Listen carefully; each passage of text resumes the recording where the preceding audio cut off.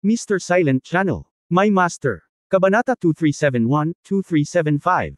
Ang lingchi ng 3,000 dahon ng willow.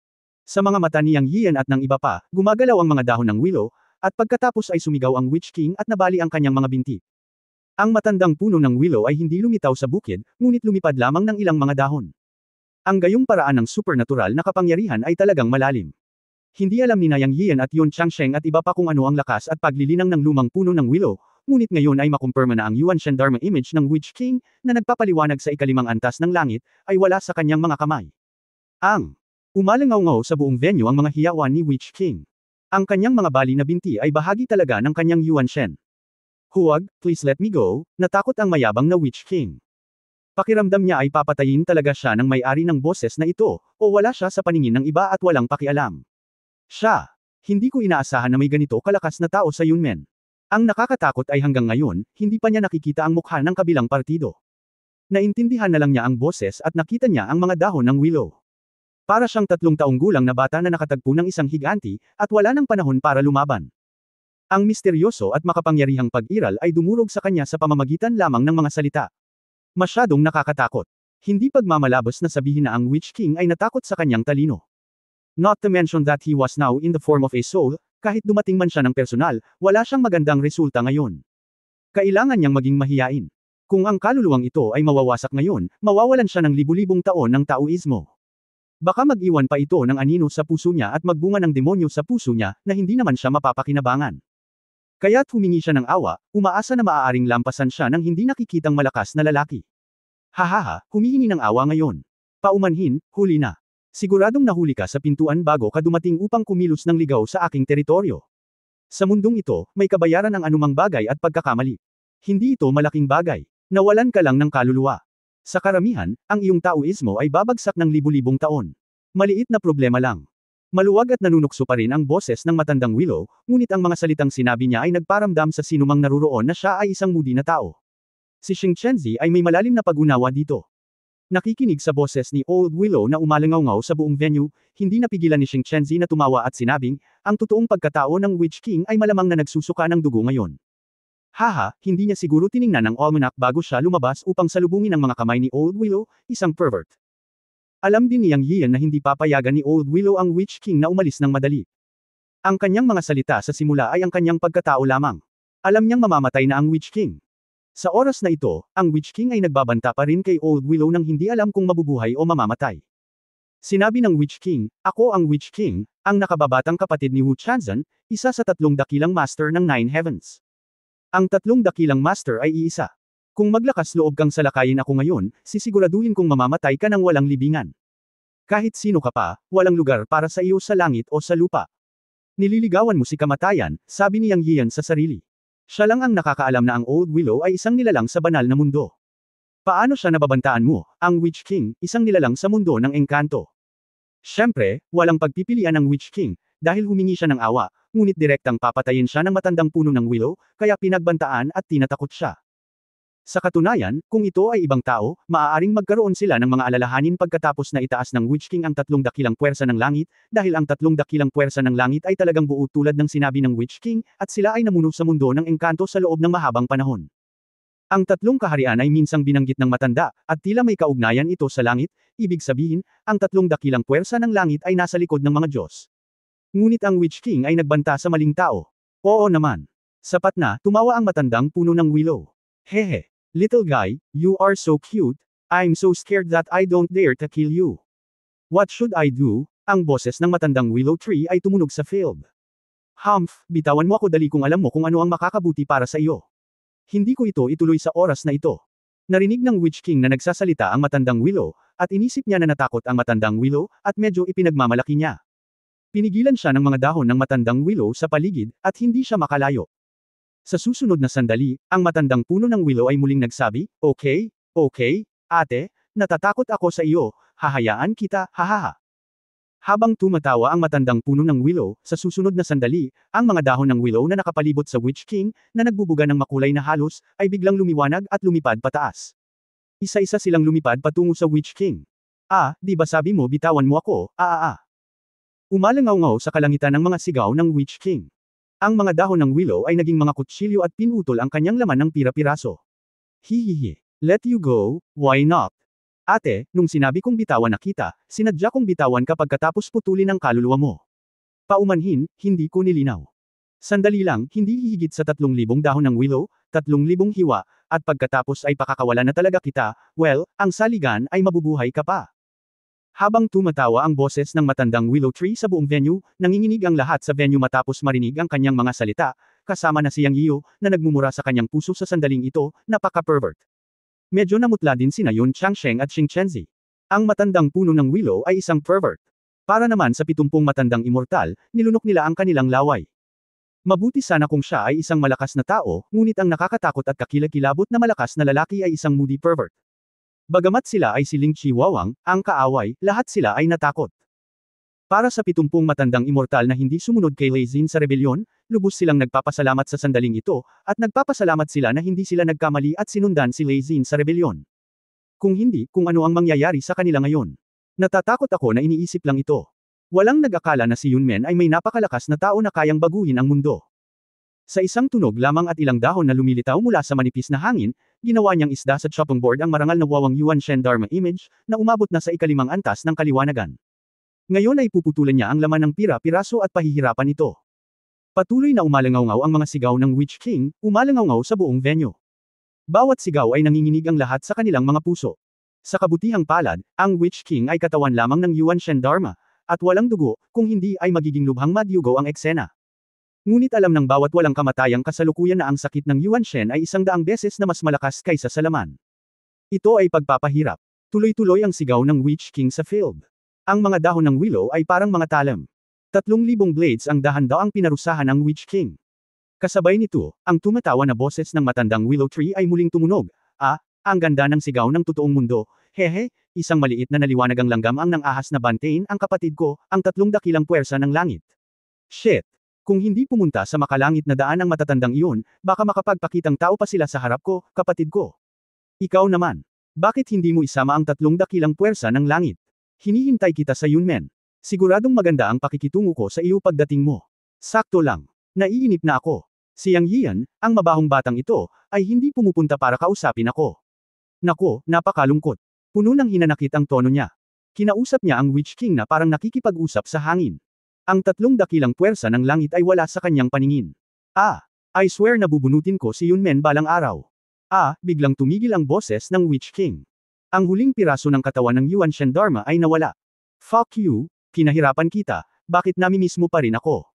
Hindi napigilan ni Yang Yian ang pagmura nang marinig niya ang huling pangungusap ng Witch King na nawawala. Halata namang naitala sa kanya ng bruhang hari ang account na ito. Siya na ngayon ang master ng Yunmen. Haha, kuya Yun, tama na. Ate, tinulungan kitang malutas ang isang maliit na problema. Pumunta ka sa aking lugar ng mas madalas para makipag-usap sa akin sa hinaharap, haha.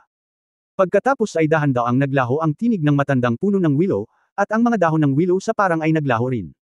Matandang pervert, hindi ako pupunta, bulong ni Yang Yian sa kanyang puso. Bumalik sa kalmado ang lahat. Nakita ni Yang Yian na ang 70 matandang immortal ay humaharang pa rin sa palasyo ng mga matatanda, kaya sinabi niya, mga matatanda, mangyaring umatras. Malapit nang magdaos ang Yunmen ng isang engranding seremonya. Babayaran ko kayo sa inyong pagsusumikap sa mga araw na ito at panatilihin ang seguridad sa loob at labas ng aking Yunmen. Susunod ako sa utos ng master ng sekta. Nanunumpa kami na magsisikap para sa Yunmen hanggang sa aming kamatayan. Ang 70 matandang immortal, na lumulutang sa langit, ay yumuko at tumugon ng sabay-sabay. Tumawa si Yang Yiu at kumaway sa kanila para maghiwa-hiwalay. Matapos ang hitsura ni Old Willow ngayon, alam niya na ang mga matandang immortal na ito ay hindi na maglalakas loob na samantalahin muli ang kanilang edad, at sila ay magiging mas matatag at tatayo kasama si Yunmen. Kahit na ang mga pamamaraan ngayon ni Old Willow ay napaka-unpredictable, ang epekto ay napakaganda, at matagumpay niyang nabigla ang mga matandang immortal na ito. Paanong hindi magiging masaya si Yang? Nahuli ni Junior Brother Zumaw ang apo ni Lei Xin na si Lei Wuji. Ano sa tingin mo ang dapat nating gawin? Tanong ni Xing Chenzi. Second senior brother, ikaw ang master ng punishment hall. Kakayanin mo ang bagay na ito ayon sa gusto mo, ngunit ang mungkahi ko ay harapin ito sa harap ng lahat ng mga disipulo ng Yunmen, upang magpakita ng halimbawa at makita ng lahat na hindi tama na sirain ang interes ng Yunmen at ipagkanulo ang sekta. Sabi ni Yang Yiu. Okay, naiintindihan ko. Pupunta ako pagkatapos. Sabi ni Xing Chenzi at umalis. Sa oras na ito, Ang panganay na kapatid na si Yun Changsheng ay may seryosong ekspresyon sa kanyang mukha at sinabing, Junior kuya, humanap tayo ng lugar na mapag-usapan. Yang. Alam ni Ian na may sasabihin ang panganay na kapatid kaya tumango siya at sabi, okay, kuya, punta na tayo sa ang pangunahing bulwagan ng Yunmen. Ako, mayroon ding dapat pag-usapan sa iyo. Junior brother, natatakot ako na kailangan nating harapin muli ang tatlong dakilang kapangyarihan mula ngayon. Sabi ni Yun Changsheng na may pag-aalala. Kuya, nag-aalala ka ba sa Witch King? Tanong ni Yang Yiyo. Oo, hindi nakakaalarma ang sinabi ng Witch King ngayon. Ang tatlong dakilang kapangyarihan ng mundo ng mga engkanto ay iisa. Sa pagkakataong ito ang Witch King ay dumanas ng napakalaking kawalan. Natatakot ako na magkaisa ang tatlong dakilang kapangyarihan upang puntiryahin ang ating Yunmen sa hinaharap. Kailangan nating mag-ingat sa lahat. Sabi ni Yun Changxi. Bueno, hindi na kailangang mag-alala tungkol sa punong tanggapan ng Yunmen. Sa Old Willow, hindi nila maaaring ibalik ang mga talahan na yan. Ngayon, malinaw na naunawaan ni Yang Yiyo ang lakas ni Old Willow. Bagamat hindi pa rin niya alam kung anong antas ang matandang pervert na ito, hindi niya ito sasabihin, ngunit tiyak na sapat na ang umupo sa Yunmen. Oo, si Senior Liu Shu ay talagang makapangyarihan. Ang sekta ay hindi nag-aalala tungkol sa kanya, ngunit kami, ang mga disipulo ng Yunmen, ay hindi maaaring manatili sa sekta sa lahat ng oras at hindi lumabas. Ang inaalala ko ay ang kaligtasan ng paglabas. Maaaring hindi mo alam ang tungkol sa tatlong dakilang Celestial Master, ngunit ang kanyang nag-iisang pamilya ay napakalakas. Ang tatlong pamilyang pinagsama ay sapat na para harapin ang anumang puwersa sa buong mundo ng diwata. Kung hindi, paano natin masasabi na ang tatlong dakilang Celestial Masters ay ang tatlong Masters ng Fairy World? Sa katunayan, pagkatapos ng pagtatatag ng Refining Immortal Alliance, sa ilalim ng pamumuno ng tatlong Mistress, nakipaglaban sila sa tatlong dakilang Celestial Master sa loob ng higit sa 10,000 taon, ngunit hindi nakakuha ng malaking bentahe. Ako ay kalahok at alam na alam ko ito. Tila pantay-pantay ang laban, ngunit sa katunayan, alam nating lahat na ito ay noong hindi kumilos ang tatlong dakilang Celestial Masters. Kung hindi, pagkatapos ng napakaraming taon ng pakikipaglaban, kung ang alinman sa tatlong dakilang Celestial Master ay kumilos, ang Refining Immortal Alliance ay matagal ng nalipol. Kahit na ang tatlong mistresses na magkasama ay hindi ang mga kalaban ng tatlong dakilang Celestial Masters, ngunit ang tatlong dakilang Celestial Masters ay kailangang magligtas ng mukha. Sila ang malalakas na nakatayo sa tuktok ng Pyramid of Cultivation sa mundo ng diwata. Hinahamak nilang kumilos at pumayag na ang kanilang mga alagad ay nakipaglaban sa atin ng higit sa 10,000 taon. Sa wakas, bumalik ang Master at talagang naabot ang pinakamataas na kapangyarihan para lumaban. Bilang resulta, binugbog ng Master ang tatlong dakilang Celestial Masters, ngunit pinatay sila at dinala sila sa daan patungo sa langit. Ngunit naroon pa rin ang kapangyarihan ng tatlong dakilang Celestial Masters. Ngayon ang Master at ang tatlong dakilang Celestial Masters ay wala na, at ang ilang tao ng tatlong dakilang puwersa ay walang pagpipigil. Sa pagbabalik tanaw, lahat tayo ay talagang target nila. Bilang karagdagan, sa pagkakataong ito si Chanji ang ginang na umalis, at nahuli si Wawang. Ang tatlong pamilya ay tiyak na magkakaisa at ganap na mapapawi ang kapangyarihan ng Refining Immortal Alliance. Ngayong nagsanib na ang Refining Immortal Alliance sa Yunmen, mas malinaw na ang kanilang mga layunin, at direktang ita-target nila ang Yunmen. Ito ang dahilan kung bakit ang bawat isa sa atin ay dapat magsumikap upang linangin, kung hindi, ito ay pupukse ng tatlong dakilang puwersa sa madaling panahon. Seryosong sabi ni Yun Changsheng. Tumango si Yang Yiyo at sinabing, Kuya, huwag kang mag-alala. Magsusumikap ako at maghahanap ng mga paraan para palakasin ang Yunmen. Dahil hindi natin ito maiiwasan, ipagpatuloy natin ang laban. Ang tatlong pangunahing puwersa ng Chanzen, wala na silang Chanzen. Kung mayabang pa rin sila, tuluyan na natin silang sisirain. Kailan? Sinabi ni Yang sa huling pangungusap, siya ay mamamatay tao. Junior brother, huwag kang magpabe. Bagamat wala na ang Chanzen ng tatlong pangunahing puwersa, mayroon silang malalim na pundasyon. Talagang hindi sila may kukumpara sa ibang puwersa. Dapat maraming Tonggu strongmen sa bawat puwersa. Huwag na nating pag-usapan ang anumang bagay, sabihin lang na sa ilalim ng puwersa ng Wazn, tiyak na higit sa isang Tonggu ang tiyak na higit sa isang Tonggu. Ang mga unang antas ng Wathwang ay tiyak na mayroong bagong pag-iral. At ikalawang antas ng Tonggu, sabi ni Yun Changsheng. Nagising si Yang Yian nang marinig niya ito. Oo, ang Witch King ay isa lamang na tumalon sa ibabaw. Sino ang nakakaalam kung gaano karaming iba pang makapangyarihang tao ang nasa kapangyarihan ng Witch King? At paano naman ang sarili niyang Yunmen? May isang matandang puno ng Willow, ngunit ang matandang puno ng Willow ay isang malakas na tao na hindi makalayo at maaari lamang manatili sa Yunmen. Kung gusto ni Yunmen na umunlad, ang mga alagad ay dapat lumabas upang magkaroon ng karanasan. Hindi mabilang ang mga pagkakataon sa mundo ng engkanto, at hindi okay na sarado sa sekta. Ang tanging naliwanagan ay ang panganay na kapatid, ngunit ang panganay na kapatid ay naliwanagan lamang sa unang antas. Kung isang araw ang mga disipulo ng Yunmen ay binubuli sa labas, kailangan nilang humakbang pasulong. Mayroong daan-daang libong mga disipulo, at natural na hindi ito kayang pangalagaan ng pinakamatandang kapatid na mag-isa. Kailangan ito ng malalakas na tao. Ngunit ang paliwanag ay hindi madali. Gaya ng maiisip mo, naisip niya na kailangan pa niyang magsikap para pagbutihin ang sarili niyang lakas at pagbutihin ang kabuoang lakas ng Yunmen. Siya, kailangan din ng sapat na malalakas na tao sa Yunmen. Kahit na hindi sila gumawa ng aksyon sa oras na iyon, ito ay isang deterrent. Ang mga nakakuha ng kaliwanagan mula sa tatlong pangunahing puwersa ng Chanzan ay kailangang mag-isip ng 2 beses kung gusto nilang harapin ang mga disipulong Yunmen. Kung ang malalakas na taong iyon ay hindi kikilos laban sa mga disipulo ng Yunmen, magkakaroon ng sapat na puwang at oras para sa pag-unlad.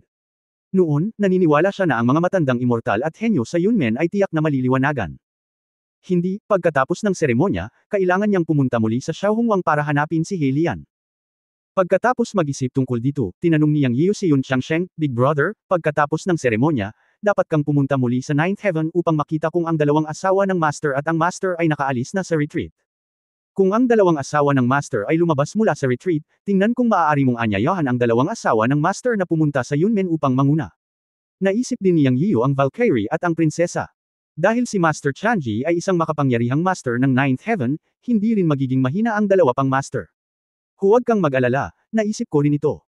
Noong unang naitatag ang Yunmen, hindi magiging matatag ang pundasyon nito. Hihilingin ko sa 2 Master na lumabas sa retreat. Naniniwala akong hindi sila uupo. Sabi ni Yun Changsheng. Tumango si Yang Yiu. Sa katunayan, mayroon akong isang kaibigan na isa ring makapangyarihang Master na malapit nang makapasok sa Ninth Heaven. Nangako siya sa akin na kung may problema si Yunmen, tutulong siya. Sayang naman at malapit na siyang makapasok sa Ninth Heaven. Sinabi niya na pagkatapos niyang makapasok sa Ninth Heaven, pupunta siya sa Heavenly Road. Oh, anong klaseng makapangyarihang Panginoon? Kung gayon, hindi masama. Sa katunayan, kailangan lang natin ng panahon. Bigyan mo kami ng 1,000 taon. Sigurado ako na sa loob ng 1,000 taon, kalahati ng mga matandang immortal sa Yunmen ay isisilang bilang makapangyarihang mga Master of Enlightenment. Sa panahong iyon, hindi tayo matatakot kahit na makipaglaban tayo ng direkta sa 3 dakilang puwersa ng Chanzan. Tiwalang sabi ni Yun Changsheng. Sinabi ni Yang Yian kay Yun Changsheng ang tungkol sa kwento ni Lan Xin. Pagkatapos niyang magsalita, tumingin siya kay Yun Changsheng at sinabing, Kuya, mukhang tiwala ka na sa loob ng 1,000 taon, magkakaroon ng 12 ng mga tao na makakamit ang kaliwanagan sa Yunmen. Ngunit mayroon bang anumang paraan? Enlightenment, iyon ay isang estado ng paglilinang. Sino ang makapagsasabi na may paraan upang makamit ang kaliwanagan? Kung iyan ay totoo, ito ay isang gawa na labag sa kalooban ng langit, at ito ay magiging isang mahusay na mamamatay. Kung totoo yan, haha, ang 3 dakilang celestial powers ay bastos sa oras na iyon, at dapat silang sirain. Kapag nagtatanong, medyo masigasig din ang mga mata ni Yang Yian. Mukhang may malaking sekreto si Kuya. Oo nga, biglang tumawa si Yun Changsheng, tumango at nagsabi, sa totoo lang, hindi ako sigurado noong una, ngunit sa panahong ito mula nang pumunta ka kay Xiaohonghuang na sa wakas ay nakakuha ako ng ilang mga pahiwatig. Sasabihin ko sana sa iyo pagkatapos ng seremonya, ngunit dahil nabanggit ko ito ngayon, sasabihin ko sa iyo. Ito ay orihinal na sa iyo. Teka, Kuya, ano? Paano ang mga gamit ko? Masyado ka bang misteryoso? Medyo nalito si Yang Yian. Inilihim ito ni Yun Changsheng at nakangiting sinabi, alalahanin noong lumitaw ka sa mundo ng mga engkanto, pinuntahan ka ng iyong pangalawang kapatid at nakababatang kapatid na babae, ngunit hindi kita pinuntahan. Kinamumuhian mo ba ang aking kuya para dito? Sa halip na makarating sa punto, tinanong niya ito. Ngumisi si Yang Yian at sinabing, paano ko masisisi ang aking kuya sa isang bagay na hindi nangyari? Siguradong may naantala ang aking kuya. Sa katunayan, sinabi ito ni Yang, ngunit talagang nadismaya siya dahil hindi siya pinuntahan ng kanyang kuya. Haha anak, alam kong nagreklamo ka nung una at naglalaro ka sa harap ng kuya ko, sige ipapaliwanag ko sa iyo ngayon, para hindi ka masyadong mag-isip at masabi na hindi ako mabait na kuya mo. Yun. Nakangiting sambat ni Changsheng, at nagpatuloy, totoo na may naantala ako, ngunit ginawa ko ang bagay na iyon dahil inutusan ako ng aking Panginoon na gawin ito nang ako ay pumunta sa makalangit na daan. Kabanata 2372, nagdurn ng perlas ang malaking berdeng pagong. Naalala ko ang sabi sa akin ni Master bago siya umalis, ikaw ang panganay na kapatid, at kakailanganin mo ng regalo kapag nakilala mo ang iyong nakababatang kapatid sa hinaharap. Sa iilan sa inyo, kayo lang ang mahinahon at matatag at makakakuha ng regalong ito. Pagdating ng panahon, ibigay mo ito sa iyong nakababatang kapatid bilang regalo sa kanya. Sabihin sa batang iyon na maging mas mabait sa uwak na iyon sa hinaharap. Matapos sabihin ito ni Yun Changsheng, huminto siya, iwinagayway ang kanyang kamay, at isang malaking berdeng pagong ang lumitaw sa bukid. Ngumiti siya at sinabing, sa totoo lang, ito ay isang bagay na iniwan ni Master para sa iyo. Ako lang ang naglabas nito. Ang berdeng itim na pagong na ito ay nahuli ni Master mula sa isang lugar sa Ninth Heaven. Ito ay talagang para sa paghuli sa itim na pagong na ito kaya hindi ako pumunta dito para hanapin ka. Naunawaan niyang Yiyo, ngunit alam din niyang nagkasala siya sa nakatatandang kapatid. Nagreklamo siya sa kanyang puso noon, na iniisip na ang iyong clone at ako, ang iyong junior na kapatid, ang unang nakilala sa isa't isa sa mundo ng paglilinang, at pagdating ko sa mundo ng mga engkanto, nakuha mo ang balita ngunit hindi ako nakita. Ngayon alam ko na ang nakatatandang kapatid ay inutusan ng namatay na matanda na kumuha ng regalo sa sarili. Hindi, upang maging tumpak, ito ay isang regalo ng isang malaking pagong. Gayunpaman, sa pakikinig sa huling pangungusap ng nakatatandang kapatid, lumabas na binanggit ng namatay na matanda ang ibong may halong buhok. Parang may kinalaman sa ibong may halong buhok. Ngunit sa pagtingin sa malaking berdeng pagong sa lupa, tila hindi ito kaakit-akit. Isa lang itong spiritual turtle, matagumpay na pagong sa cultivation, at ang cultivation aura nito ay nasa golden immortal level din. Ang ilang mga pagdududa, Senior Kuya, ang namatay na matanda ay nag-iwan lamang sa akin ng isang pagong. At siya ay nakipagtalo sa paligid at hiniling sa iyo na ibigay ito sa akin bilang isang regalo sa pagpupulong. Ito ay masyadong modemo, tama. Huwag mong sabihin sa akin na ang pagong na ito ay may kinalaman sa kakayahang umabant sa landas. Hahaha, ikaw na bata, ang iyong Panginoon ay ang Supreme Changxi, ang numero 1 sa mundo ng mga engkanto, at ikaw lamang at ang baliw na babaeng iyon na si Zixia ang maglalakas loob na tumawag sa matandang iyon na isang patay na tao. Tumawa si Yun Changsheng at pinagalitan. Kuya, sinong tinatawag mong baliw na babae? Umalangaw-ngaw ang boses ni Ji Zixia mula sa labas ng pinto. Hindi ko matiis ang pagmamaktol, napahiya si Yun Changsheng. Bihira siyang magsalita ng masama sa likod ng isang tao, at mahirap para sa kanya na sabihin iyon minsan ngunit hindi ito narinig ng kanyang nakababatang kapatid na babae. Pumasok si Ji Zixia na parang ihip ng hangin. Noong nangyari si Lei Xin noon, hindi niya ito sinundan, dahil ang kuya at ang nakababatang kapatid na lalaki at ang pangalawang kapatid na lalaki ay pumasok lahat. Sa kanyang palagay, si Lei Xin lamang ay hindi nag-aalala. Kaya't pagkaalis niyang Yiyo at ng kuya, niloko nila ang matandang-tandang sa looban ng kanyang fairy beast. Ang matandang-tandang ay isang bihirang 5 elementong manok ng prehistoric alien species na umabot sa rurok ng dakilang pagiging perpekto ng Panginoon ng demonyo. Ang paglilinang nito ay hindi mas mahina kaysa kay Ji Zixia, ngunit alam na si Ji Zixia ay pagkatapos makita ang nakababatang kapatid na babae ni Master Yang Yiyo, maaari lamang niya itong sundan sa Fairy Beast Court. Pagkatapos, nakuha ng Fairy Beast Court ni Ji Zixia ang unang Fairy Bird, nalaman niyang may lumitaw na Master, kaya nagmadali siya. Kahit na siya ay tila pabaya sa ibabaw, siya ay napakamaalalahanin. Siya ay nagmamalasakit sa panganay at pangalawang kapatid na lalaki, at higit na nagmamalasakit sa nakababatang kapatid na lalaki. Kapag siya nagmamadaling pumunta sa labas ng bulwagan, narinig niyang tinatawag na naman siyang baliw ng panganay na kapatid. Gumaan ang pakiramdam niya na ayos na silang lahat. Gayunpaman, biniro din niya ang kanyang nakatatandang kapatid na may madilim na mukha. Pagkapasok sa bulwagan, sinabi niya na may madilim na mukha, sabihin mo sa akin, ano pa ang sinabi niyong dalawa tungkol sa akin sa likod ko? Little junior sister, stop making trouble. May importanteng bagay. Pagkatapos ay pumasok din si Xing Chenzi sa bulwagan at pinagalitan. Naayos na ba ito ng pangalawang nakatatandang kapatid na lalaki? Alam niyang Yiyo na ang pangalawang nakatatandang kapatid na lalaki ay humarap kay Lei Wuji, ngunit tinanong pa rin niya ang tanong na ito para itanong ang resulta. Huwag kang mag-alala, little junior brother, lahat ng immortal na bato na hinanap ni Lei Wuji ay naibalik na sa mga immortal na nagtayo ng mga stall sa labas ng Mountain Gate, at ayon sa gusto mo, sinabi ko sa kanila na sa araw ng Yunmen ceremony, lahat sila ay maaring pumasok sa Yunmen para panuurin ang seremonya, ngunit napakaraming maliliit na junior brothers, magkakaroon ba ng problema sa oras na iyon? Sabi ni Xing Chenzi, Yang Yiyo.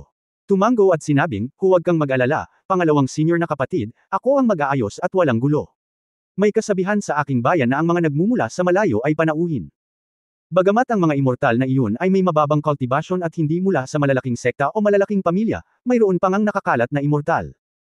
Bagamat pumunta sila sa ating Yunmen Mountain Gate para mag-set up ng mga stall at makipagpalitan ng cultivation resources sa iba pang immortal para sa kasiyahan, dahil nandito sila at nasa pintuan natin, kahit sa mortal na mundo, makakakuha sila ng isang mangkok ng tubig.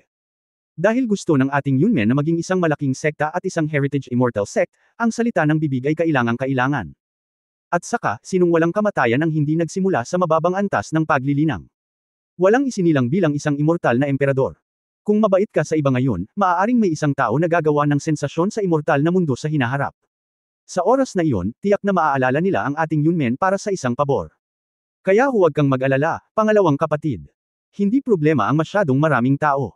Hindi problema para sa Yunmen na tumanggap ng 1,000,000 tao. Gawin natin ito. Anyway, may 3 araw pa para sa Grand Ceremony. Simula bukas, bubuksan natin ang formation at papasukin sila sa Yunmen para bisitahin. Naniniwala ako na susundin nila ang utos. Ang pinakamatandang kapatid na lalaki ay gagawa ng mga pagsasaayos upang hayaan ang lahat ng mga disipulo ng Yunmen na mapanatili ang kaayusan at magsilbing gabay para sa bawat walang kamatayang darating upang bisitahin ang ating Yunmen. Isa rin itong publisidad para sa ating Yunmen, na magiging kapaki-pakinabang din sa pagre-recruit ng mga disipulo sa hinaharap. Ipinaalam ni Snowcat ang Eastern Iron Man at hiniling sa kanya na bilhin ang lahat ng espiritual na prutas at espiritual na alak sa Chaos Fairy City. Ang kalidad ay pangalawa. Dahil gagawin niya ito, dapat siyang maging mapagbigay.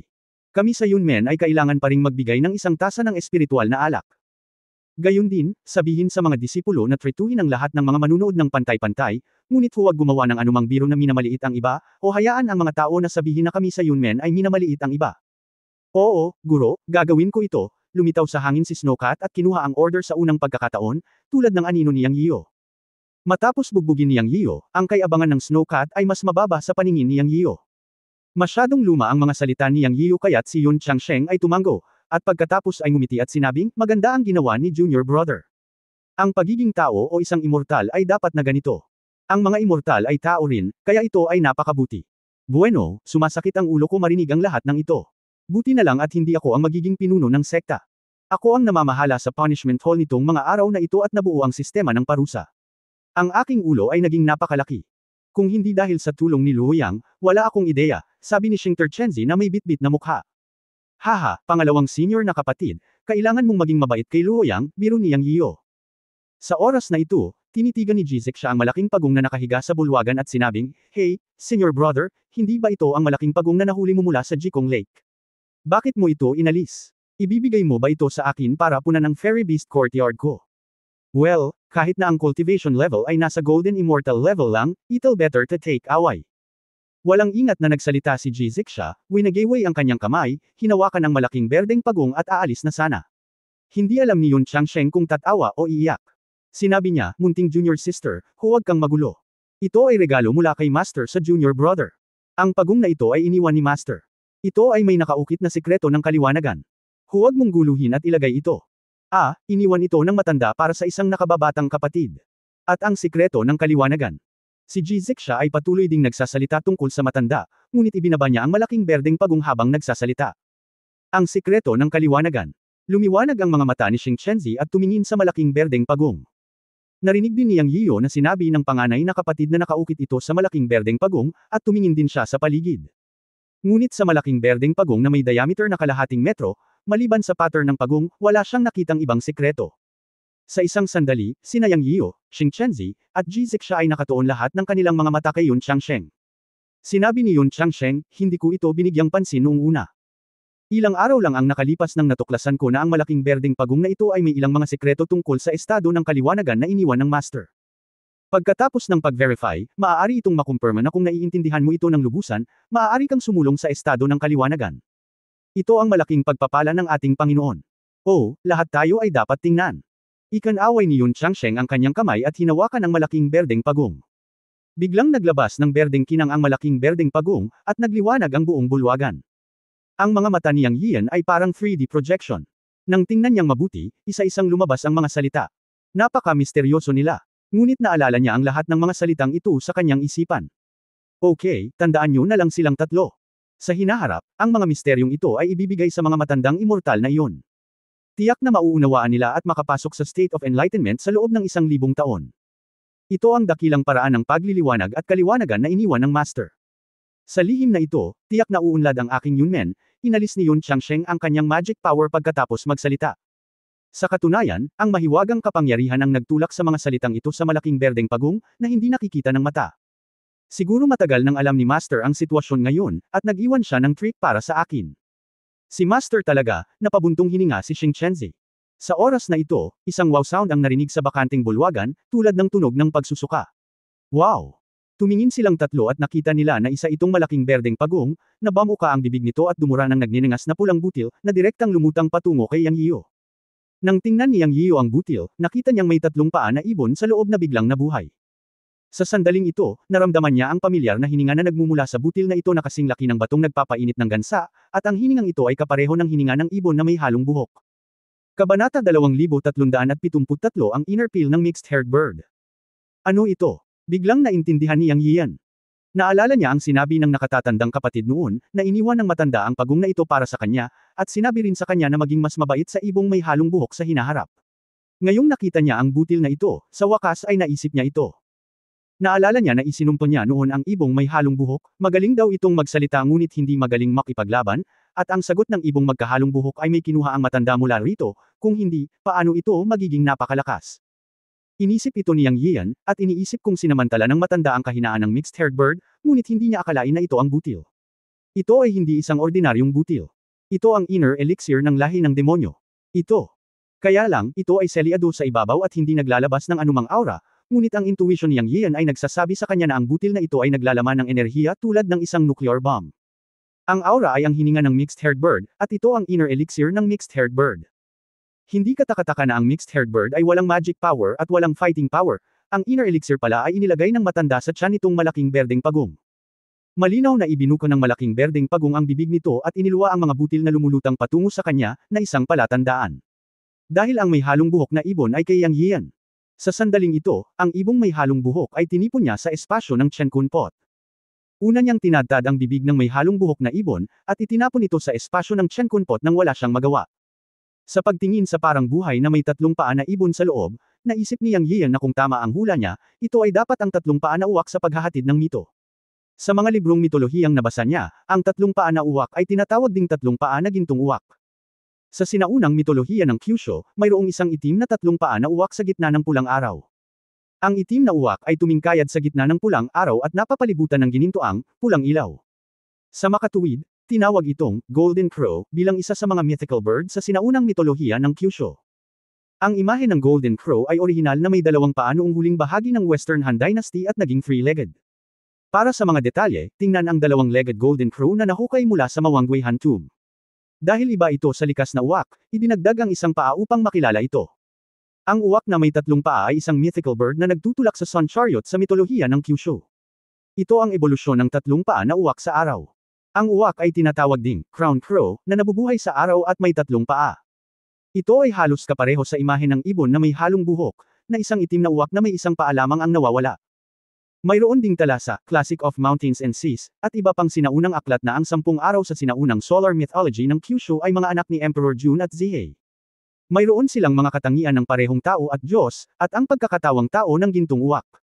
Sila ay mga nakayukong uwak na may tatlong paa at maaaring lumipad bilang ibong Diyos ng araw. Sa Classic of Mountains and Seas, Great Wilderness South Classic, nariyan si Zihei, ang asawa ni Emperor Jun, na nagsilang ng 10 araw. Ang Classic of Mountains and Seas, Overseas East Classic, ay nagsasabing, may fusang sa Tang Valley, kung saan naliligo ang 10 araw, sa hilaga ng Heichi. May malaking puno sa tubig, 9 na araw ang naninirahan sa ibabang mga sanga, at 1 araw ang nabubuhay sa itaas na mga sanga.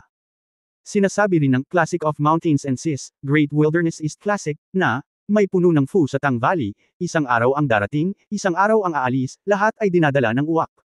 Ito ay isang talaan ng alamat ng 10 araw. Sa espiritual na kabanata ng Huainanzi, sinasabing, may nakayukong uwak sa araw, at ang anotasyon ni Guupo ay nagsasabi na, may 3 paa na uwak sa araw, na isang paliwanag at paliwanag ng araw bilang pagkakatawang tao ng Golden Crow. Sa mga sinaunang alamat at alamat, ang 10 araw ay nagsalitan sa pagsikat mula sa sagradong puno ng fusang sa silangan tuwing umaga, nagiging Golden Crow o ang Sun God Bird at lumilipad mula silangan hanggang kanluran sa universo, at dumarating sa sagradong puno ng Ruomo sa kanluran sa gabi. Ito ay nagpapahayag ng sinaunang pagmamasid at mga damdamin ng pagsikat at paglubog ng araw na kababalaghan na natunaw sa mito. Gayunpaman, maraming mga kwento tungkol sa 3 paa na uwak sa mga alamat at alamat ng Kyushu, at ang 3 paa na uwak ay may malaking katayuan at pagkakakilanlan sa mga alamat at alamat ng Kyushu. Sa pag-iisip tungkol sa mga ito, naniniwala na ngayon si Yang Yiu na ang ibon na may halong buhok ay madalas na ipinagmamalaki ang pagkakakilanlan nito bilang ang unang Diyos at demonyong ibon sa 3 kaharian. Bagamat ang tunay na uwak na may 3 paa ay maaaring ang unang Diyos at demonyong ibon sa 3 kaharian, at may mga pagkakaiba sa mga talaan ng mga alamat ng Kyushu, naniniwala si Yang Yiu na tiyak na may ilang relasyon. Kung ang ibong may halong buhok ay talagang isang uwak na may 3 paa, magugulat siya, dahil ito ang Diyos ng araw. Sa pag-aakalang ang Sun God ay isang taong palaging nagsasalita tungkol sa kanyang ama at ama, na pinapagalitan ang iba dahil sa pagiging mahina, at nangungulit, gustong tumawa ni Yang Yiyo. Posible na ang may halong buhok na ibon ay ang tatlong paa na uwak, at maaaring ito talaga ang tatlong paa na uwak, ang Diyos ng araw sa alamat ng Jiusho. Marahil ang taong ito ay napunta sa lupa at nabuhay sa araw. Anyway, malalaman natin kung ito ba o hindi. Ano ito, little junior brother? Hindi maiwasang magtanong ni Jizik siya. Nagkatinginan sina Yun Changsheng at Xing Chenzi, ngunit medyo nalilito din sila. Nakita nila na ang butil ay iniluwa ng malaking berdeng pagong, ngunit diretso itong lumutang sa nakababatang kapatid, ibig sabihin, ito ay dulot ng nakababatang kapatid. At lahat ng ito ay natural na inayos ni Master Yun Changxi. Senior sister, maghintay ka sandali, makumpirma ko ito sa ilang sandali. Sinagot ni Yang Yiyo si Jizik siya at ang dalawa pa. Tunay nga na ang butil na ito, at malalaman natin kapag lumabas na ang may halong buhok. Ngunit sa tingin niya ito ay halos tiyak. Ngunit ngayon isang malaking pag-aalala ang biglang lumitaw sa puso ni Yang Yiyo. Ang pag-aalala na ito ay tungkol sa ibon. Ayon sa kanyang pagkaunawa sa ibon, kung ang butil na ito ay talagang magic pill ng ibon, sino ang nakakaalam kung ano ang magiging ibon pagkatapos nitong makuha ang magic pill? Noong nakaraan, ang ibong ito ay masungit at hinamak siya o sinuman. Kung mabawi ng ibon ang panloob na alchemy nito, tiyak na papailang lang ito sa langit. Paano kung wala itong anumang mga hadlang? Naisip niya na kailangan niyang gumawa ng ilang paghahanda, kung hindi, wala talaga siyang magagawa tungkol sa ibon. Dahil gusto ng matanda na manatili sa tabi niya ang ibon, dapat may layunin siya. Sinabihan pa siya ng panganay na kapatid na maging mabait sa ibon. Ngayon ay naisip niya na may ibang intensyon ang matanda. Masama ba sa ibon?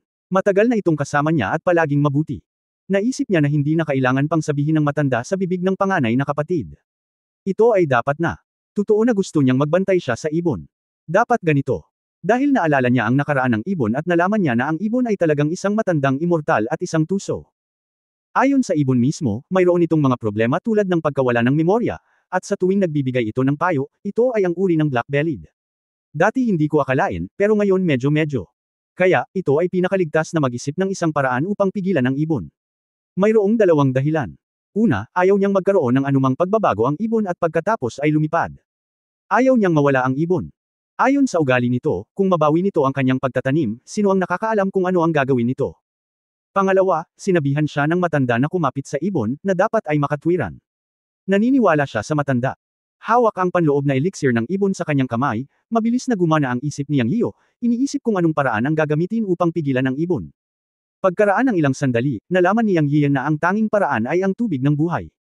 Wala talagang ibang paraan maliban sa tubig ng buhay. Hindi ibig sabihin na gusto niyang kontrolin ang ibong may halong buhok, ngunit ayaw niyang mawala ng isang uri ng pagpigil, dahil kilala niya ng gusto ang ibong may halong buhok. Hindi madaling pakitunguhan ang personalidad ng lalaking ito. Sino ang nakakaalam kung ano ang gagawin nito nang walang pagpigil? Hindi mahalaga kung ito ay gumagana o hindi, subukan muna natin ito. Sa isang pag-iisip sa kanyang isip, isang patak ng tubig ng buhay ang lumitaw at direktang bumagsak sa butil. Bagamat hindi siya sigurado kung ito ay magiging kapaki-pakinabang, naisip ni Yang Yiyo na dahil ang tubig ng buhay ay may epekto sa matandang puno ng willow, natural itong magkakaroon ng epekto sa panloob na elixir ng may halong buhok na ibon. Isang patak ng tubig ng buhay ang direktang kumislap at pumasok sa inner elixir. Agad na nagkaroon ng katinuan si Yang Yiyan. Hanggat may sense, hindi siya natatakot sa ibong magkahalong buhok na tumaob. Nakangiting pinakawalan niya ang may halong buhok na ibon mula sa espasyo ng palayok ng Chen Kun. Wow, ikaw na mahina, itigil mo na ang pagkulong sa akin. Hindi ako bilanggo. Ako, wow, ito ay. Matapos mapalaya mula sa espasyo ng Chen Kun Pot, sinumpa ng demonic bird si Yang Yiyo, ngunit sa sumunod na sandali, nakita nito ang panloob na elixir sa kamay ni Yang Yiyo. Nagulat ito at napatitig sa inner elixir. Nakita ni Yang Yiyo na nanginginig ang magkahalong buhok na ibon. Ngayon ay natitiyak niya na ang butil na ito ay walang alinlangan na ang panloob na elixir ng may halong buhok na ibon. Ito ang aking panloob na elixir, Yun Changxi, ikaw na matandang bastard, pagkatapos ng maraming taon, sa wakas ay nais mong ibalik ang aking panloob na elixir. Sa sandaling ito, umiiyak ang magkahalong buhok na ibon at nanginginig ang boses nito. Narinig ni Yang Yiyo na nagsalita ang may halong buhok na ibon, kumunot ang noo at sinabing, kung magsalita ka ulit ng bastos, makakalimutan mo ang butil na ito. Labis na nagalit si Yang Yiyo na sinumpa ng lalaking ito ang matanda hanggang sa mamatay, at pinagbantaan siya. Gayunpaman, sa susunod na sandali, ang ibon ay humagalpak ng tawa, wow, ha. Sinasabi ko na ikaw ay isang mahina, ngunit ito ang aking panloob na elixir. Ang iyong Panginoon, Yun Changxi, ang matandang bastard, ay may ginawa sa akin, at nawala ang aking panloob na elixir. Ito ay napakaraming taon na, at ako ay labis na naaagrabyado. Alam mo ba kung gaano kalaki ang magagawa mo sa akin, at ngayon? Ano ang maaari mong gawin sa akin, isang mahina, sa hinaharap? Halos tumawa ang ibon, at sa sumunod na sandali, ang butil o inner elixir sa kamay ni Yang Yiyo ay lumipad ng hindi mapigilan patungo sa ibon. Naramdaman niya kaagad na may mali, ngunit hindi niya sinubukang saluhin ang butil. Ito ang panloob na elixir ng ibon, at normal para dito na makadama ng isang bagay. Oras na para ibalik ang ibon. Kabanata 2374, nang hihina, bilasan mo at hilingin sa akin na iligtas ka. Nang makitang nawala ng kontrol ang butil, hindi ito pinigilan ni Yang Yiyo, ni wala siyang sinabi. Anyway, nagawa na niya ang dapat niyang gawin. Lihim siyang nakaramdam ng swerte na naglagay siya ng isang patak ng tubig ng buhay sa tableta ng demonyo ng maaga. Kung hindi, ang mga kahihinatnan ay hindi mahuhulaan. Ang pagganap ng ibon na may halong buhok ay maaaring ilarawan sa dalawang salita pagpapalawak. Kung ibabalik ang demon pill nito, napakayabang nito. Kung walang pigil, wala na talaga tayong magagawa. Ang tubig ng buhay ay ang pinakamahusay na pagpigil. Ito ang kayamanan sa Chenkun Pot. Maging ang matandang puno ng willow ay nagsabi na may epekto ito. Hindi niya binigyan ng tubig ng buhay ang ibong may halong buhok, ngunit iba na ngayon. Lumitaw ang panloob na tableta ng ibon na may halong buhok. Para sa isang demonyo clan, ang panloob na tableta ay ang core. Malinaw na naramdaman ni Yang Yiyo ang walang kapantay na enerhiya mula sa panloob na tabletang ito. Kaya't natakot siya na baka lamunin ng may halong buhok na ibon ang panloob na tableta at may mangyari, kaya't nagpatulo siya ng isang patak ng tubig ng buhay sa panloob na tableta, na isang malaking insurance. Kung sakaling maging mayabang ang ibong may halong buhok, hindi niya ito kakayanin. Habang tuwang-tuwa ang ibong may halong buhok, ang panloob na elixir sa kamay ni Yang Yiyo ay lumulutang ng hindi mapigilan patungo sa may halong buhok na ibon. Sa susunod na sandali, ibinuko ng may halong buhok na ibon ang bibig at dumura ng isang patak ng gininto ang dugo, na agad na bumagsak sa inner elixir. Boom! Isang dagandong ang tumunog sa isang iglap, at ang nasuspine na panloob na elixir ay gumawa ng isang pumutok na tunog, tulad ng tunog ng pagkabasag ng salamin. Biglang nagliwanag ang ilaw. Kasabay nito, ang isang alon ng hangin ay umuugong at umalingaw sa buong bulwagan. Ang alon ng hangin na ito ay sumambulat ng marahas sa isang iglap. Nagbago ang mukha ng lahat sa hall. Kasama si Yang Yiyo, lahat sila ay nakaramdam ng palpitations. Buti na lang nawala ang hininga sa isang iglap. Nang muli akong tumingin, nakita kong ibinuko ng may halong buhok ang bibig at nilunok ang inner elixir. Sinabi ni Yun Changsheng sa kanyang sarili, ang selyo sa panloob na elixir ay tila nabuksan, napakalakas na aura. Tumango si Yang Yiyo at sinabing, gumamit ng sariling dugo ang ibon na may halong buhok upang mabuksan ang kapangyarihan ng panloob na elixir seal. Ang asensya ng dugo ng bagay na ito ay napakakaiba. Iniligtas nito ang aking buhay noon. Ang asensya ng dugo nito ay maaari ring bumuhay ng mga patay na puno. Nakita ko ito nung una ko itong nakita sa taong iyon. Kakaiba, saan galing ang uwak na ito? Bakit parang pamilyar ako? Tanong ni Ji Zixian kay Yang Yiyo. Sinabi rin ni Xing Chenzi at Yun Changsheng sa oras na ito, medyo pamilyar talaga ito, ngunit mukhang uwak. Ang uwak ay hindi dapat ang tunay nitong anyo. Ang tunay na anyo ay ang tatlong paa na gintong uwak, na siyang ibong Diyos ng araw. Paliwanag ni Yang Yiyo. Naalala ko na matagal na ang nakalipas, isang ibong may tatlong paa ang lumitaw sa tabi ng patay na matanda. Napakalakas nito. Iyon ang unang pagkakataon na pumunta si Master sa Heavenly Road. Maya-maya, nawala ang tatlong paa na ibon kasama si Master. Sabi ni Ji Zixian. Oo, gusto ko rin sumama. Totoo naman. Nang lumitaw ang ibong may tatlong paa, bata pa kaming tatlo at matagal na kaming naglalaro. Ngunit may masamang intensyon ito at tinanong si Master tungkol sa pinagmulan ng ibong may tatlong paa. Hindi sinabi sa akin ni Master sa oras na iyon, at pagkatapos ay nawala ito kasama si Master, naalala at sinabi rin ni Xing Chenzi.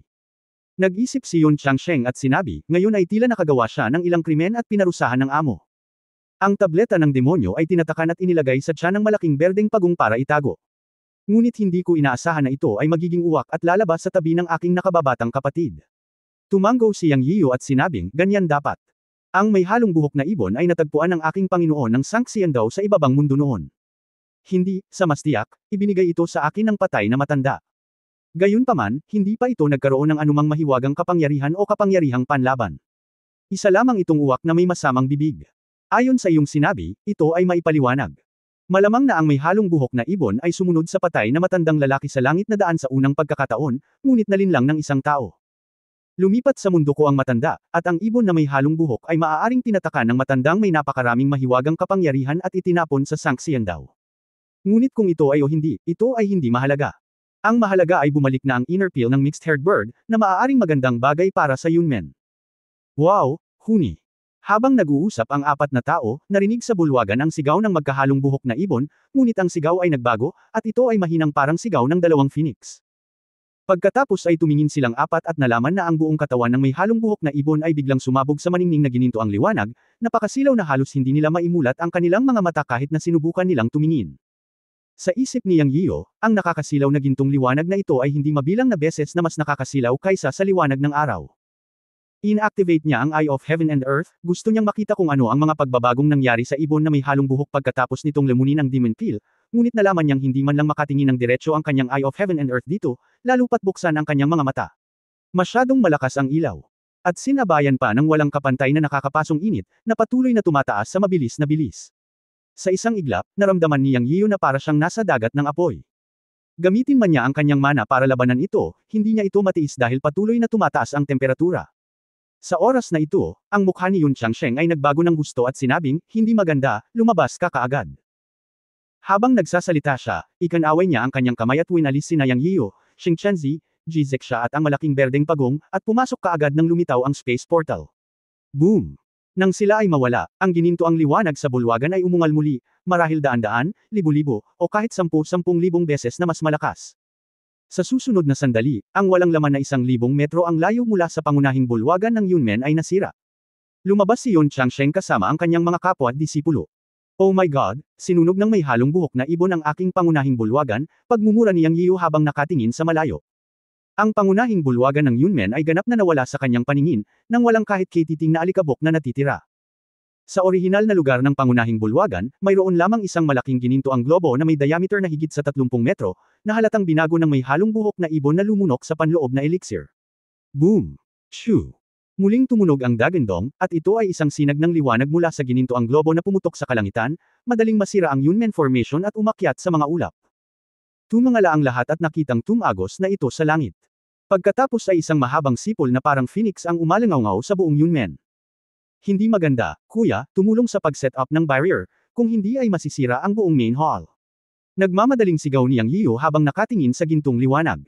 Pakiramdam niya ay tumataas pa rin ang nakakapasong temperatura, palaki ng palaki. Sa kasalukuyan, ang pangunahing bulwagan lamang ng pangunahing bulwagan ang nawasak, ngunit ang buong pangunahing bulwagan ng Yunmen ay isang malaking gusali na may daan-daang side hall. Kung magpapatuloy ng ganito, masusunog ang lahat. Sa kanyang mga mata, ang gintong bola ay parang isang malaking bowl ang apoy, o higit na parang araw. Nakakasilaw at nakakapaso. Ikanaway ni Yun Changsheng ang kanyang kamay at naglagay ng harang na may diameter na 1 kilometro sa gitna ng gintong bola. Ngunit huminga si Yun Changsheng at sinabing, masyadong mataas ang temperatura, junior brother, pakitulungan. Habang nagsasalita siya, nag-spell siya sa barrier at nagpupumilit na mapanatili ang barrier. Nagmamadali ding sumali sina Xing Chenzi at Ji Zexia. Nang tumulong na sana si Yang Yiyo, nakarinig siya ng mahabang sipol. Tumingin siya sa malaking gintong globo at nakita niya ang isang malaking ibon na may mas maraming gintong liwanag na lumilitaw at lumilipad pataas. Shoo! Wow! Hahaha, bumalik ako. Tunog talaga ng ibon na may halong buhok. Nakikita lamang ni Yang Yiyo ang isang malaking ibon na may mga kumikislap na pakpak na lumulutang sa hangin sa harapan niya, ngunit malinaw niyang naririnig ang tunog, iyon ng isang ibon na may halong buhok. Sumigaw siya sa katotohanan ito, tumigil ka na, bastard ka. Kung susunugin mo ang palasyo ng Yunmen, bubunutin ko lahat ng buhok mo. Boss! Sa lalong madaling panahon. Tapos na siyang magsalita, may hagong sa pagitan ng langit at lupa. Pagkatapos ang nakakasilaw na liwanag ay nagsimulang maglaho, at ang liwanag na haligi na tumagos sa langit at lupa ay nawala din.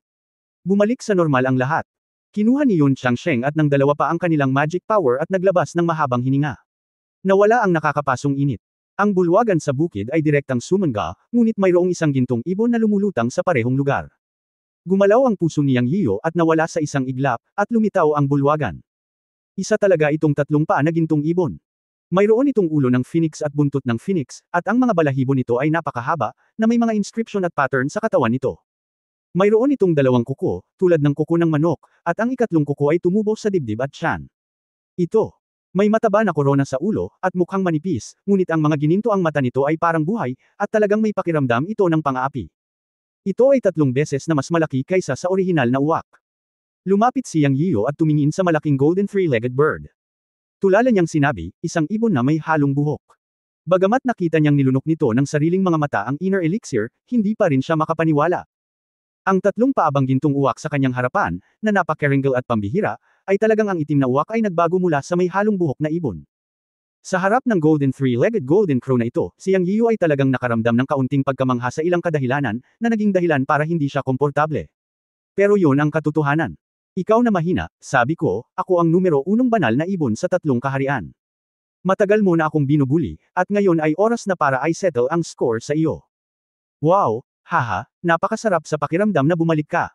Ikaw na mahina, bilasan mo at hilingin sa akin na iligtas ka, hihihi. Okay.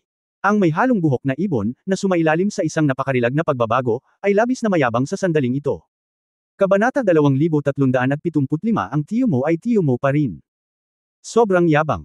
Nakinig si Yang Yian sa mapagmataas na pagmamayabang ng ibon na may halong buhok, at 1,000 uwak ang lumipad sa kanyang puso, ngunit ang mga sulok ng kanyang bibig ay tumaas ng pataas. Ang uwak ay naging phoenix, hindi, naging isang tatlong paa na gintong uwak, at pagkatapos ay lumawak ito na parang buhawi. Well, you can expand if you want, naiintindihan ni Yang. Kung tutuusin, ito ay naging uwak sa loob ng maraming taon, at ito rin ay naagrabyado. Ang bawat tao ay may pusong palawakin, lalo pa ang uwak.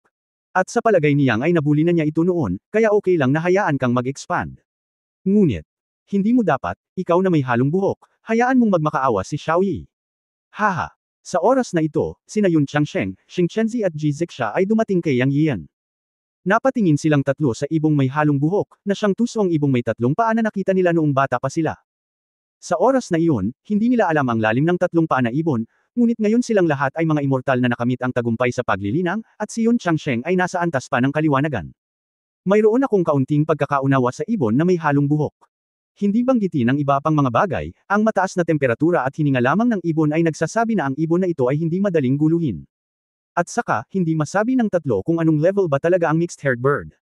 Ito ay maaari lamang mga hulugan na ito ay hindi maarak. Kuya, anong antas makikita ang ibon na ito? Tanong ni Xing Chenzi sa mahinang boses. Umiling si Yun Changsheng at sinabing, hindi ko masabi. Ito ay hindi maarak. Ang ganitong uri ng alien species ay hindi masusukat sa antas ng kaharian. Habang nagsasalita siya, humakbang pasulong si Yun Changsheng at hamarang sa harap ni Yang Yiu, at sinabi kay Yang Yiu, Little Junior Brother, mukhang wala kang magandang relasyon noon. Mawawalan ka ng mukha ng ibong ito. Napakalakas nito. Haha kuya, huwag kang mag-alala, siguradong masisiraan ka ng mukha, ngunit tiyak na hindi ako iyon. Makakaasa ka at umatras. Ako ang magsusolve nito. Walang pakialam si Yang Yiu, ngunit inaliw niya si kuya. Ha? Malutas ba ito? Lumingon si Yun Changsheng at nagtanong. Sa totoo lang, nakaramdam siya ng insecure ng kaharap itong biglang nagbagong uwak.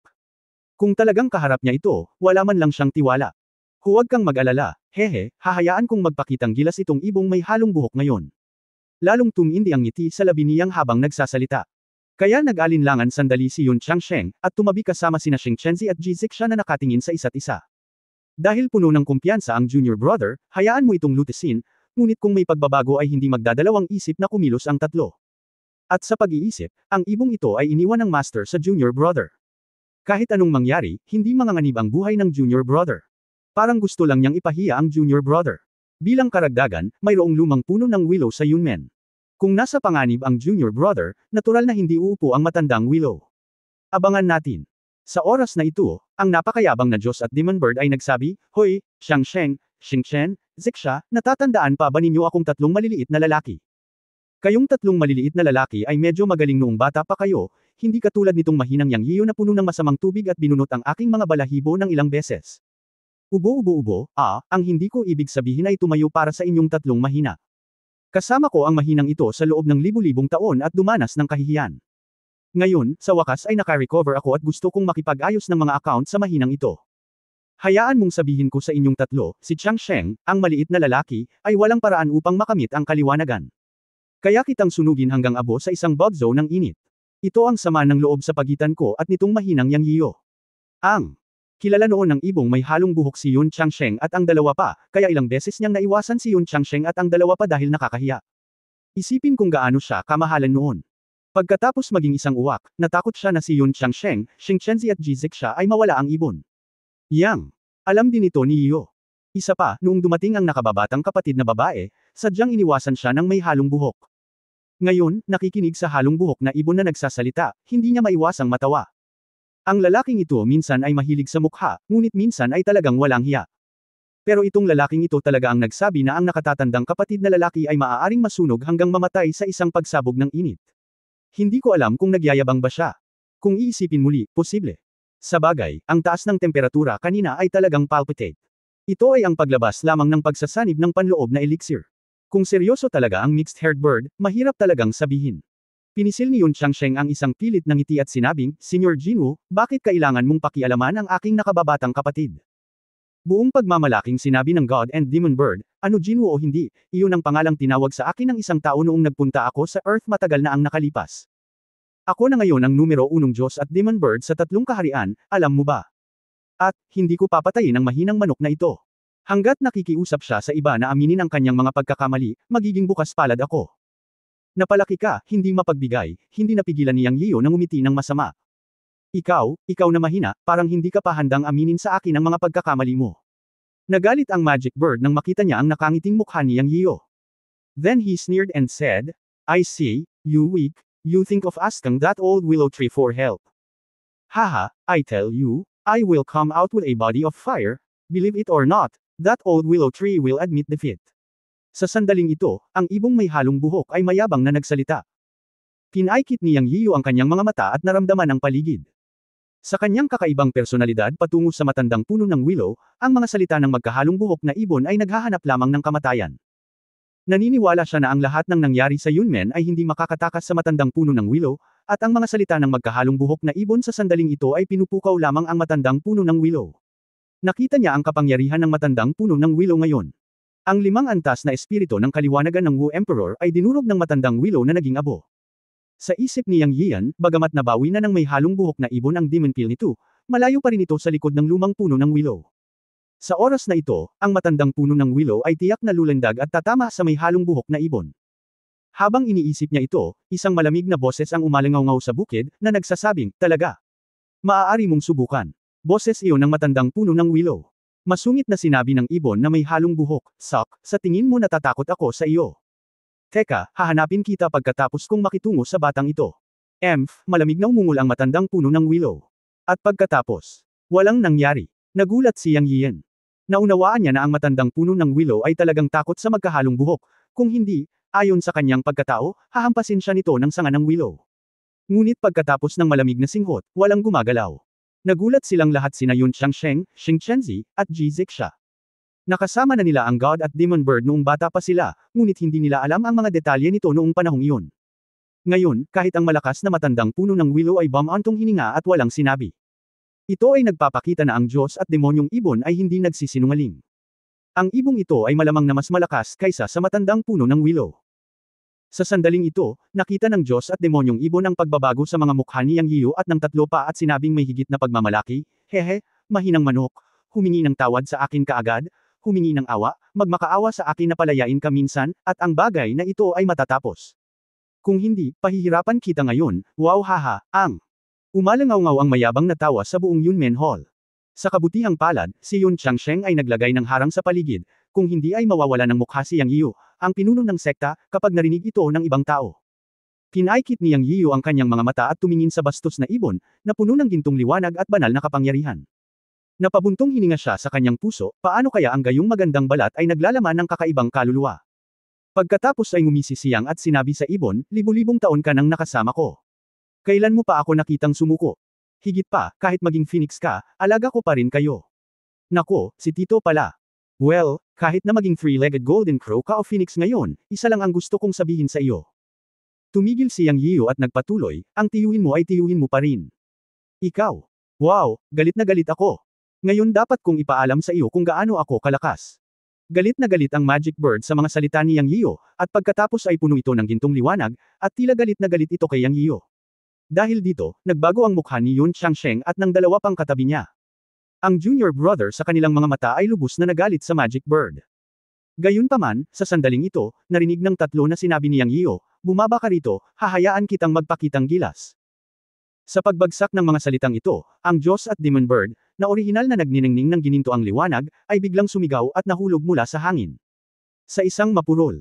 Bang, ang Diyos at Demon Bird ay direktang bumagsak sa lupa, at ang gintong liwanag sa katawan nito ay namatay. Tigilan mo na, dinalisay ko na ang tubig ng buhay sa katawan ko, bakit? Napaka-insidious mo at talagang gumamit ka ng panlilinlang sa inner elixir ko, tigilan mo na, bibigay na ako. Ang Diyos at demonyong ibon ay napasigaw sa sakit, gamulong sa lupa, at sa wakas ay humingi ng awa. Ngumiti siyang at sinabi, sinasabi ko na maging ano ka man, tiyuhin mo pa rin ang tiyuhin mo, sabihin mong makinig. Tito, tiyo. Hindi ko marinig. Tito, tumigil ka na. Ang eksenang ito ay nagulat kay Yun Changsheng at sa dalawa pa. Napakayabang ng mayabang na Diyos at Demon Bird na kahit ang matandang puno ng willow ay natatakot dito. Pero sa isang kisap mata, hindi ko alam kung ano ang ibig sabihin noon na naging duwag ang junior brother. Hehe, ang galing talaga ng junior brother, tumawa ng malakas si Jizek siya pagkatapos niyang mapagtanto kung ano ang nangyayari. End of this chapter.